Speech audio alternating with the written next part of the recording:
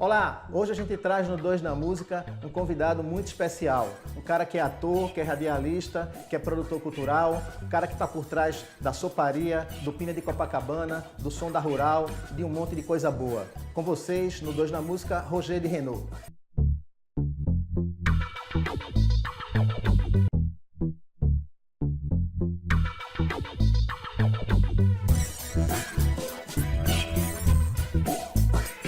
E aí, Roger, seja bem-vindo. Beleza. Roger, qual é a importância da música no teu trabalho? Assim?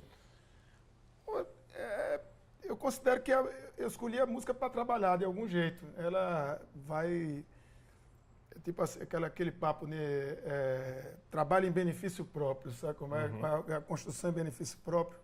É isso, de algum jeito, quando eu comecei a trabalhar aqui, que eu trabalhei com gravadora de disco e eu via sempre eu sempre tive a música na minha vida por conta de minha mãe, que já tinha cantado em rádio, e essa coisa dos LPs mesmo, que da radiola em casa, dos discos do velho. Mas a música, talvez seja isso para muita gente, né? Seja uma fonte energética mesmo, de você querer trabalhar. Acho que muita gente tem essa vontade, uns querendo ser músico e sendo músico, outros cantores, outros produtores. Eu não entendia direito qual era a minha história com a música, e eu acho muito legal que eu, até hoje, não tenho uma forma definida de trabalho com a música, mas a música sempre está diretamente ligada aos meus trabalhos, seja com a comunicação, seja no rádio, seja com o programa de TV apresentando bandas e falando de outros assuntos, mas que a música apresenta sempre assim. E na tua infância, assim, a tua memória de infância, assim, o que é que tu via? Se tu via o que tocava na rua, se tocava dentro de casa, já foi gostando? Pô, da infância eu tenho muitas lembranças de ouvido, assim. Primeiro da condução da escola, que eu fico pensando como é que isso rola hoje em dia também, né, com os garotos, porque O que é que as crianças estão vendo? Cara, saca? O rádio da condução vinha no rádio do motorista, né? Então era o motorista quem mandava. Então eu sabia, assim, com menos de 10 anos, sei lá, 5, 6 anos, eu cantava Verônica, me sinto só, entrei pela porta da sala, ela saiu pela cozinha. Esses bregão todos eram coisas que tocavam nas rádios, né? E isso, mas essa hora em especial, aí alguns boleros, quer dizer, né? Mas isso nessa hora especial era do brega, o motorista era um cara do povão que na hora ele se ligava no brega. E em casa essas coisas de Roberto Carlos, de Frank Sinatra, dos discos de jazz do meu pai, de minha mãe, que eles eram desse tempo que viveram o glamour da época da Segunda Guerra, né? Então eles viveram esse tempo, né, das grandes orquestras. Minha mãe é de Natal, viveu esse tempo, participou disso, cantava em rádio, cantou no tempo da guerra, na base aérea de lá, em outros pontos de música, em várias rádios de Natal. Então ela tinha essa memória de cantar em casa para a gente, para a galera. E por aí vai, né? E depois, assim, disco, assim, pivete também, mas indo para Bom Preço, supermercado do Bom Preço vendia disco, então, pô, compra esse disco, que era uma coisa comum de chegar e, pô, compra esse compacto. Tu lembra qual foi o... Rita Lee, corista de rock de um lado e Ovelha Negra do outro. E foi o primeiro disco comprado.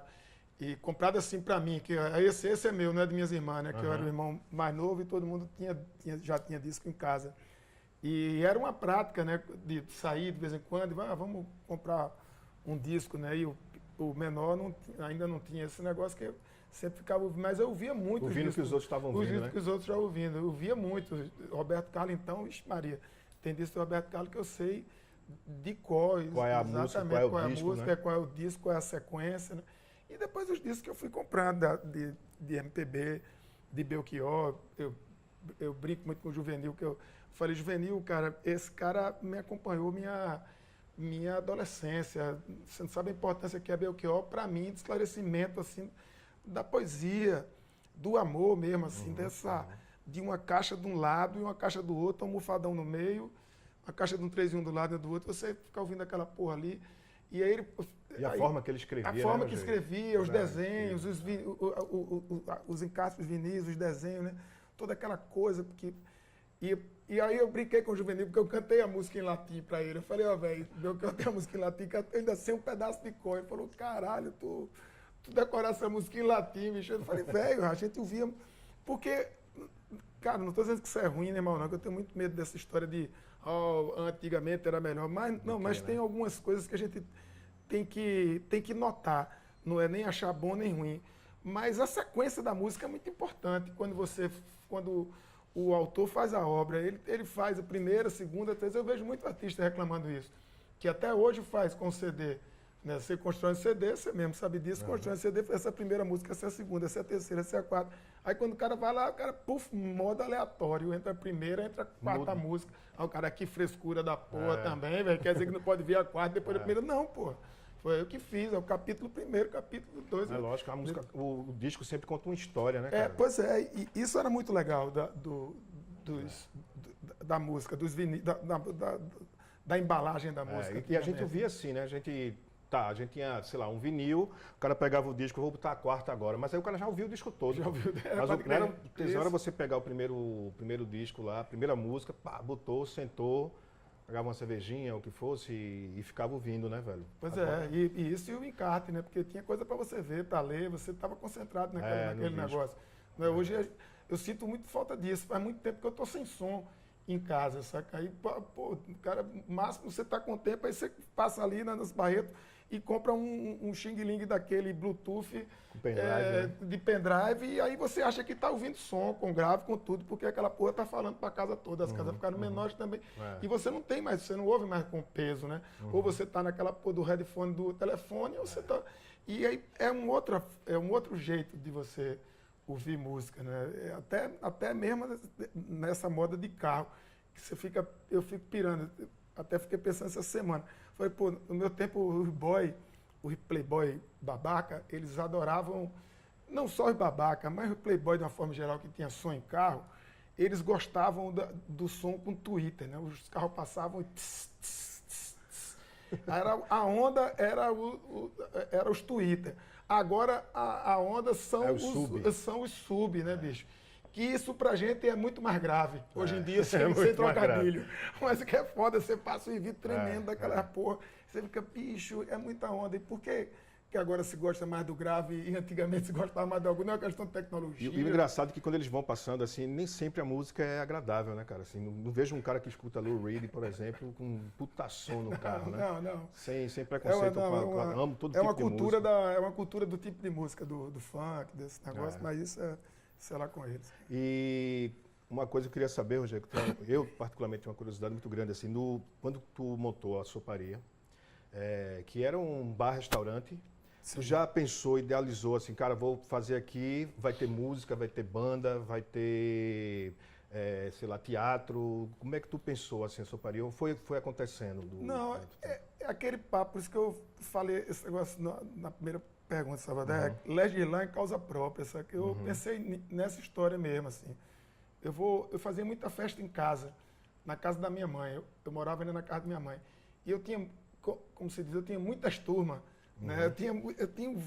Eu tinha várias turmas, porque o meu trabalho era muito não vou dizer fácil não, mas era um trabalho amplo, porque como eu era divulgador de uma gravadora de disco, por exemplo, eu não podia chegar numa rádio antes das 10 horas, então não adiantava acordar às 7. Era melhor eu ir para um bar que eu tivesse que aquilo me adiantasse no trabalho de divulgação futuramente de um disco, de uma promoção, e eu conhecesse as pessoas de que trabalhavam nesse métier, do que eu acordar às 7 da manhã, não ia ter o que fazer. Então aquilo me levava a ter um conhecimento dos lugares da cidade, e ao mesmo tempo eu tinha já um histórico da galera da capoeira, porque eu já tinha sido professor de capoeira. Eu era do balé popular nesse mesmo período, então conhecia a galera do Balé Popular, que quando chegava no lugar já era uma festa. Minha irmã era de teatro, então eu tinha uma turma do teatro também, porque ela tinha me colocado numa peça e eu tinha feito um espetáculo. Então tinha a galera da capoeira e tinha a galera da praia, do Acaiaca, que era a galera que dava.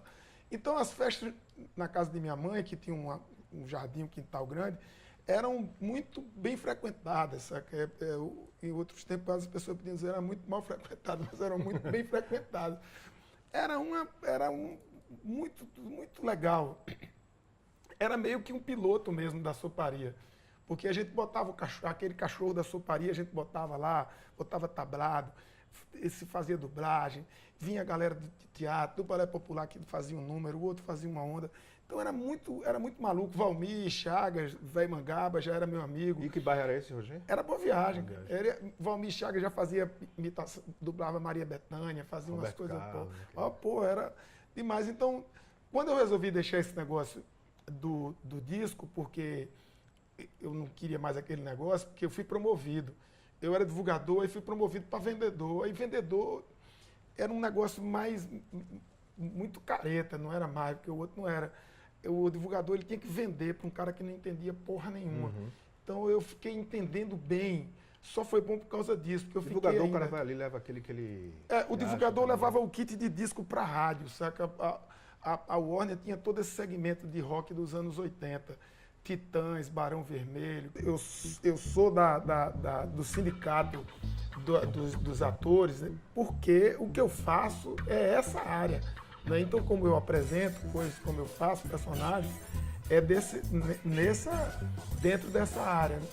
Mas eu respeito muito os atores e sei como é a disciplina de um ator realmente, o trabalho, o estudo, para poder chegar agora. Não, eu sou ator porque eu fiz 2 peças e porque eu sou um cara engraçado e porque eu sou desenrolado. Desenrolado é outra coisa, né?